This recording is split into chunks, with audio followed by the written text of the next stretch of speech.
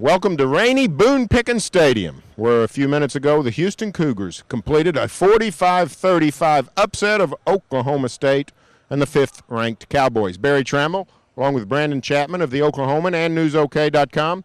And Brandon, it was a total team defeat. Offense was slow coming around, and at the end didn't produce three non-scores in its last 3 possessions, and the defense gave up a ton of yards and a ton of points to Houston. Yeah, I think Coach Gundy kind of felt like it was the turnovers that paid the difference today. There was a fumble by Zach Robinson on the snap. He kind of missed the snap, fumbled the football, and then the interception that was returned for a touchdown late in the game. At that point, OSU had the chance to come back and pull this game out, but Zach Robinson and Des Bryant couldn't connect on that play. Houston got the interception, and it was curtains. Why do you think the slow start occurred? 24-7 at halftime. Cowboys, made it up in the third quarter really fast, but 24-7 is a big deficit to overcome.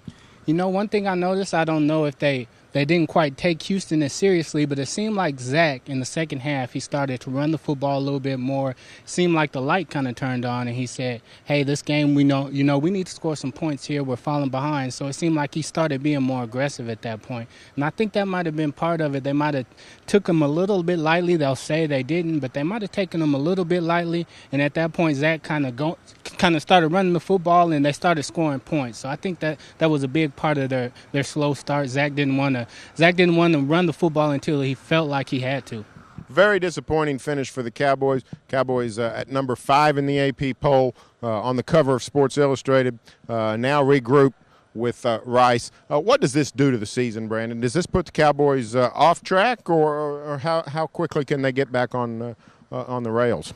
I think it definitely knocks them back. You know, they had the number 5 ranking. Now at this point, that Georgia win, it doesn't mean a whole bunch, just because they lost this football game.